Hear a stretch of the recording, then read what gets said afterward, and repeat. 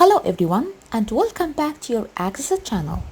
This is me, Mrs. Rania, your instructor and your guide in this video. So in today's video we're still working on our episodes of Eyre. And today we will have the third chapter, A Girl at Lord School. And as I mentioned before in the first video, Lord School is one of the most important phases or places that really affected Jane Eyre's life. So let's come any closer and discover what happened in this place, or actually in this video we are going to know only an overview about this place, which is Lord School. So let's start in the very beginning of Jane leaves Gateshead, refusing to say anything to Mrs. Reed before she goes. And in this way we just wanted to analyze her actions or her feeling towards that situation. Actually, Jane in this situation had a reflective, or actually we can say that she had a contradictory feeling or twisted feeling. The feeling of joy and happiness that she's leaving that place and leaving the people live there. And on the other side, she had a feeling that she's maybe somehow missed that place, or actually at least it's the childhood place. So it's that easy to leave. So I don't think that this feeling have no time with Jane, but in a hurry she would just feel the joy and happiness at least, or hoping for starting a new life and a new beginning with new people or new place. So let's see what happened next. Jane takes a coach by herself for 50 miles to get to Lord. Actually, it's so hard for a kid, for only a 10 years old girl, to travel by her own all of this distance. The journey takes a long time and she's afraid of being kidnapped. Of course, as a child, that is the way that she was thinking, that she may be kidnapped. And at the end of the coach trip, a woman meets Jane and takes her to Lord School. Actually, this woman we are going to know later that she is Mrs. Temple. And the way that Jane Eyre described Miss Temple is that she said about her that she meets a tall, dark-haired woman who seems to be in charge. Later we find out, as I said, her name is Miss Temple. She's quite nice and asks Jane about her background. She was very nice. Thank God that she was very nice for the child, or towards the child. Then has Miss Miller take her to a large hall where about 80 other girls were studying there. So everything or everyone is served supper, which is just water and some autumn cake. In my opinion, it's just a very small meal for those girls. I think this is very cruel. So Jane is sent to sleep in this night with the other girls in the long hall, and everyone sleeps to bed, and Jane is sharing with Miss Miller.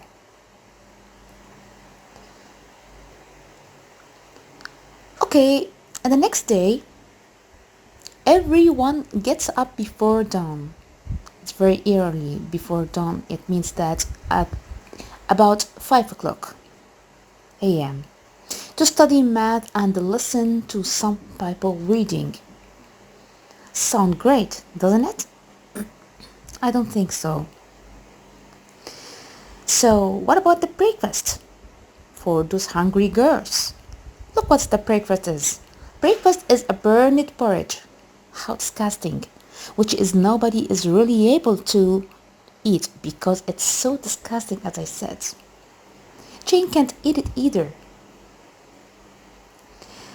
So look at this kind Miss Miller, Miss Temple.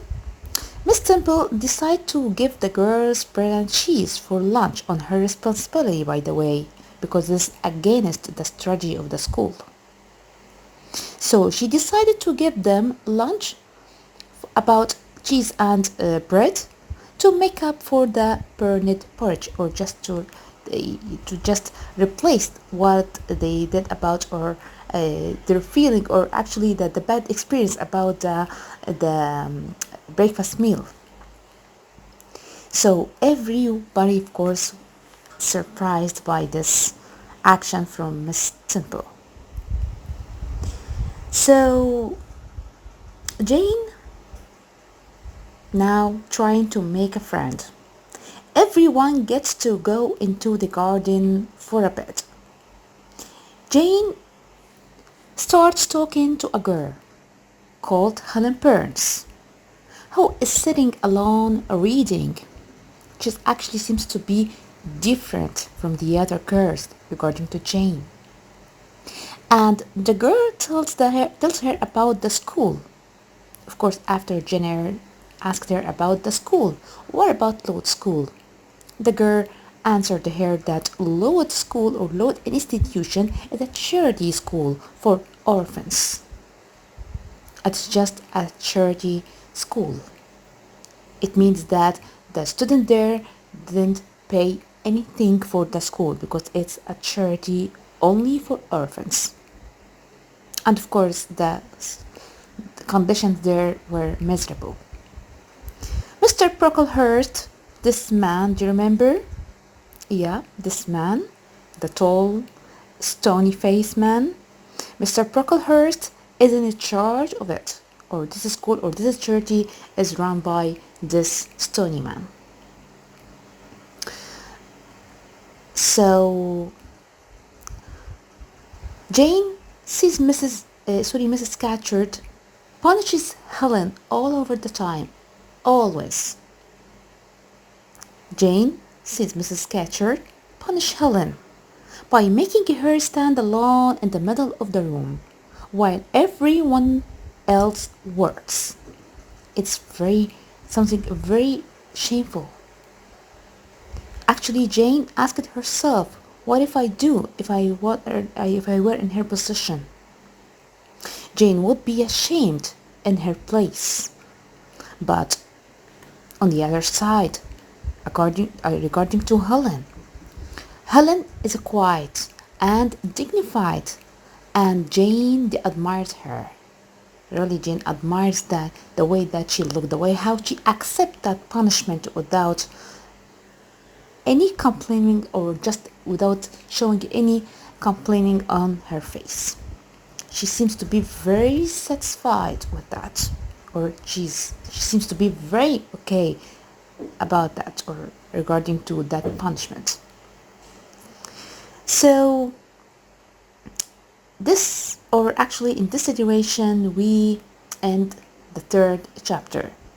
So as usual, we are going to practice some questions about this chapter in order to be sure that already we understand the most important ideas or instance that came, or just that we already mentioned in this chapter. So are you ready?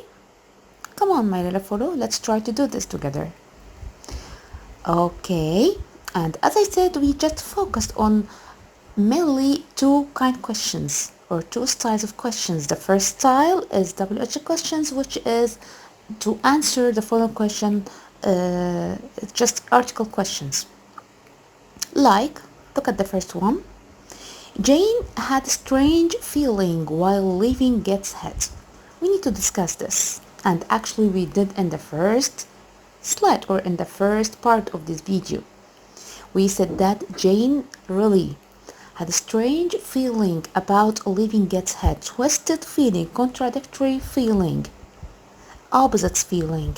The feeling of joy and happiness and eagerness to leave this house, and on the other side still feel some bitterness, or just feel some sorry about leaving that place. So this is how we discuss this question. And of course you can add any other comments from your point of view. this kind of question is just, we can say it's open questions. We can't just give you limits to discuss it. It's according to your opinion. Let's move on to the second question. What was the first breakfast like for Jane at Lowood School? Tell us about her experience about the first breakfast. What do you think? Do you think that she liked the food? I don't think so. She never likes the food. So actually we can say that the first breakfast at Lowood School was burned porridge. It was burned porridge, and of course Jane can eat it because it was so disgusting. No one can eat it actually. Okay. The third question. Who was Mr. Brocklehurst? Of course, I'm asking you this question according to this chapter. So we just wanted to mention what Helen Burns said about him. Yeah, that's right. Just in a very short, we can say that Mr. Brocklehurst is in charge of Lowood School, or actually we can say that Lowood School is run by Mr. Brocklehurst, the headmaster of Lowood School. Okay, all of these answers are correct. So in general, he is in charge of Lowood School. Okay, the fourth question. What sort of school is Lowood School? I think we mentioned it many times before. Come on. I know that you said it in your mind. You are correct. You are right. That's right. So it's a charity school, just for orphans. The kind of charity school only for orphans. Because actually they didn't pay any money for that or in return. So this is the end of the WH questions style. Now let's move on to the comment style. And I said before, to answer those questions which comment style, you need to answer who said these words, to whom, and the occasion, and give just a short overview or just a short comment of your own about this situation. So let's try to do this together. The first one, and don't forget just to read the whole chapter in order to answer such questions, because actually you can't answer those questions with only the summary. You need to read the whole chapter. So make sure you take care of her. 50 miles is a long way for a young girl or a young child to go alone. Again, make sure you take care of her. 50 miles is a long way for a young child to go alone. So we need to comment on this. Come on, try to think.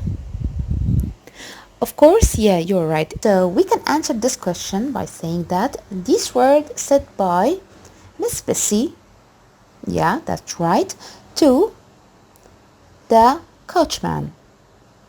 Actually, when Jane leaving Gateshead and she was ready to leave Gateshead waiting for the coach, and actually the coachman and with his coach arrived, Miss Bessie tried to just say something to the coachman to take care of Jane and make her comfort in her journey or in her long journey.